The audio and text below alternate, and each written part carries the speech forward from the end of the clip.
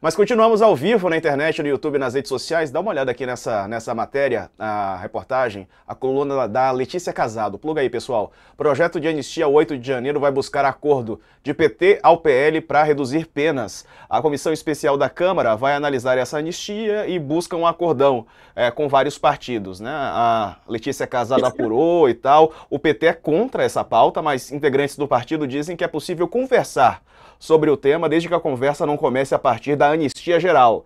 Apenas chegam a 17, as penas, né, chegam a 17 anos em regime fechado. Rapidinho aqui, Carla, durante o nosso intervalo na TV, enquanto a gente está ao vivo na internet, nos conte, né, você acha que prospera ou não? Então, Diego, essa negociação no Congresso, né, que estão tentando ver que texto vai sair dessa comissão especial criada pelo Lira, ela está totalmente relacionada à sucessão do presidente da Câmara, né? Porque PL e PT, que são dois partidos que entraram aí agora e declararam um apoio ao candidato do Lira, Hugo Mota, os dois partidos que são grandes, no caso o PT é a federação, né, que soma 80 deputados, e o PL tem uma bancada de quase 100. Eles têm desejos antagônicos, né? Então, enquanto o PL quer que esse projeto avance, o PT quer barrar esse projeto. E aí, como mostra a apuração da Letícia, eles estão tentando, para nessa comissão especial, trazer algum tipo de texto que possa atender um pouco os dois lados, digamos assim, né? No caso do PT, não barraria tudo, mas chegaria aí a um meio termo. E aí, a Carol vai vir aqui discutir, vai falar do Supremo, porque é também a busca desse meio termo, a tentativa de não se judicializar a medida e ela ser derrubada se ela for passada, né? É verdade. Vamos rodar aquelas imagens de novo, porque realmente chama a atenção, né? Depois de tudo que a gente viu, aquela derrubada do relógio é mesmo uma imagem muito forte, né? Quando o cara chega ali derrubando, quebra-quebra que rolou. Isso aí, minha gente, vai ficar impune? Eu acho que não. Não sei qual é, que é a sua opinião. Me conte. Estamos de volta também agora na Samsung TV Plus, pessoal. Estamos falando sobre o golpe ou tentativa de golpe do dia 8 de janeiro. Estavam rodando aí, para você que pegou a transmissão na TV, as imagens, né, do dia 8 de janeiro, quando houve o quebra-quebra generalizado, né? E eu te prometi antes do intervalo, você que nos acompanha pela TV, que a gente ia voltar para falar sobre esse processo ali de conversa sobre uma anistia geral para quem participou, ou assim, no quebra-quebra, ou então quem participou planejando ou incentivando movimentos golpistas aqui no Brasil. E aí hoje quem falou sobre o assunto foi o ministro José Múcio, o ministro da Defesa. Sabe o que ele disse? Ele disse que é possível, defendeu até a anistia para aqueles que, digamos assim, participaram de maneira mais leve disso tudo. Vamos ver. Rapaz, eu acho que você deve graduar as penas, sabia? Você deve ver quem organizou é uma pena, quem foi o mero marionete é outra coisa. Eu sou a favor, evidentemente que eu não sou advogado, estou achando ótimo você dizer que está perguntando ao meu CPF. Eu acho que quem quebrou uma cadeira não pode ser o responsável por quem fez outras coisas. Devemos graduar, agora não devemos politizar isso. Isso não pode ser instrumento político. Isso tem que ser uma ação da justiça. Concorda com o ministro, Sakamoto? Opa, eu acho que tem coisas poucas. Eu acho que tem poucas coisas tão políticas quanto uma tentativa de golpe de Estado, na verdade. E o que acontece é isso que é interessante que o pessoal não. Eu acho que a fala do ministro pode levar a esse tipo de interpretação. O que que acontece é o seguinte: a pessoa fala, mas só depredou, só quebrou uma cadeira, só quebrou um quadro, só quebrou um relógio, só quebrou a cadeira do ministro tal, só quebrou, ou só arrancou o estofado do Congresso Nacional. O que que acontece é que o que houve não foi um ato de depredação. Se você vai por essa lógica, você acaba transformando aquilo que aconteceu num ato de depredação, e não foi.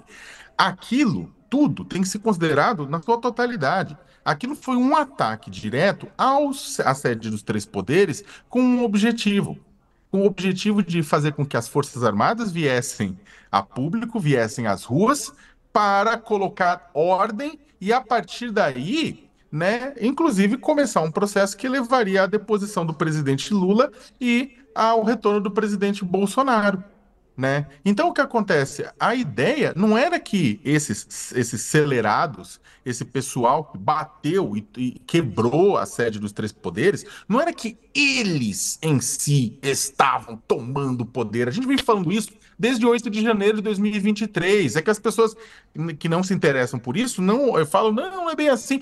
Não é que ele se quebra-quebra. Esse tumulto, a ideia dela era exatamente levantar, jogar para as Forças Armadas e a partir das Forças Armadas e outras forças de segurança, haver sim uma sublevação que levaria à devolução de Bolsonaro, o perdedor da eleição, às urnas. A ideia do Bolsonaro, inclusive, era ter feito isso. A gente viu pelas trocas de mensagens com o tenente-coronel Mauro Cid, o seu ex-faz-tudo, né, todas aquelas coisas. Havia um interesse de que essa sublevação acontecesse em novembro ainda, depois das eleições, só que não aconteceu em novembro, então acabou ficando para janeiro. Só que não era um ato. Se a gente olha isso como um ato de indignação, de revolta diante do estado das eleições, você vê um quebra-quebra. Agora, se você vê isso como parte integrante de um processo golpista, cujo objetivo era forçar uma GLO, era um decreto de garantia de lei de ordem, que trouxesse os militares para as ruas, e aí, a partir daí, gerasse esse golpe, aí sim o negócio muda de figura. E é isso que, inclusive, que é discutido na justiça. Sabe? E aí esse é o ponto. É claro que você vai falar, mas as penas não têm que ser diferentes, não tenho dúvida nenhuma que as penas têm que ser diferentes. Mas vamos lembrar de uma coisa: por enquanto, quem estão sendo julgados são os executores do 8 de janeiro. Ainda não foram julgados os generais, almirante, tenentes-coronéis, majores, capitães, o ex-presidente da República, deputados e senadores. Esse pessoal todo não foi julgado ainda, mas deve ser julgado. Então, é de se imaginar que as penas desse pessoal que não foi julgado e que estão entre os mentores intelectuais, os organizadores, os financiadores de tudo isso, sejam bem maiores do que esse pessoal que está aí. E aí vamos lembrar, só para finalizar, Diego, que o próprio Justiça, o próprio ministro Alexandre de Moraes havia proposto, né, o STF havia proposto uma, para quem incitou, participou, mas do ponto de vista online, incitou todo o caos, né, propôs uma alternativa, né, à punição, à cadeia, tudo isso mais, né? Houve toda uma proposição para isso. Tem gente que aceitou, tem gente que não aceitou, né? E muitos, putz, milhares das pessoas que foram inicialmente detidas foram liberadas, né? Foram liberadas a posteriori. Então, no final das contas, você tem um número, um número significativo, mas um número pequeno comparado ao começo, e não tenha dúvida nenhuma. A pena de Jair Bolsonaro, quando for condenado, vai ser muito maior do que o do carinha do relógio.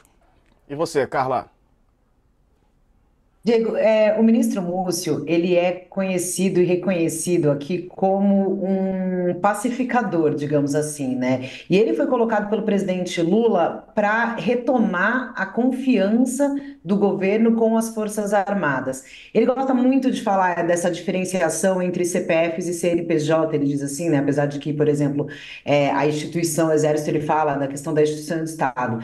Eu acho que ele coloca aí uma opinião, e ele deixa bem claro de que não é uma opinião do governo exatamente, porque no Congresso a bancada governista muito provavelmente vai trabalhar contra essa anistia.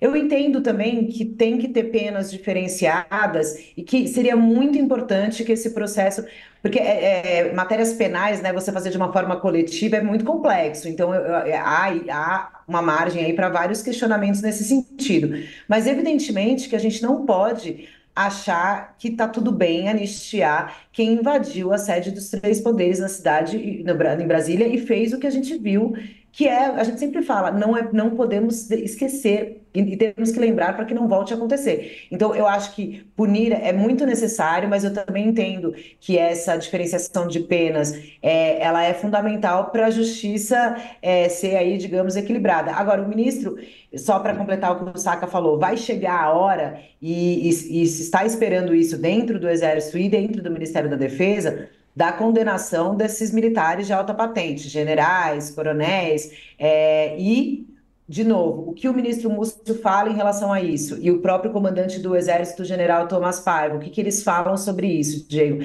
Eles falam, é muito importante que a gente possa, de fato, virar essa página. Essa página só vai ser virada com essas condenações.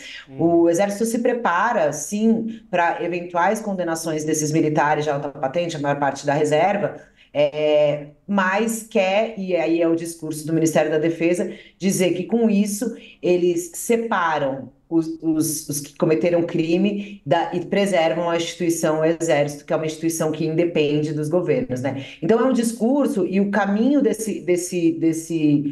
finalização dessas investigações é muito aguardada, é o que diz o ministro da Defesa sempre que a gente encontra com ele Sim. e o comandante do Exército, para poder, digamos assim, tentar melhorar a imagem do Exército, que ficou evidentemente muito arranhada na época do governo Jair Bolsonaro, e por tudo que a gente viu aí nesses desdobramentos de 8 de janeiro também, que a gente sabe que tinha militares, enfim. Então, Uhum. acho que caminha para um encerramento que pode, para as Forças Armadas, ser positivo, digamos assim, né?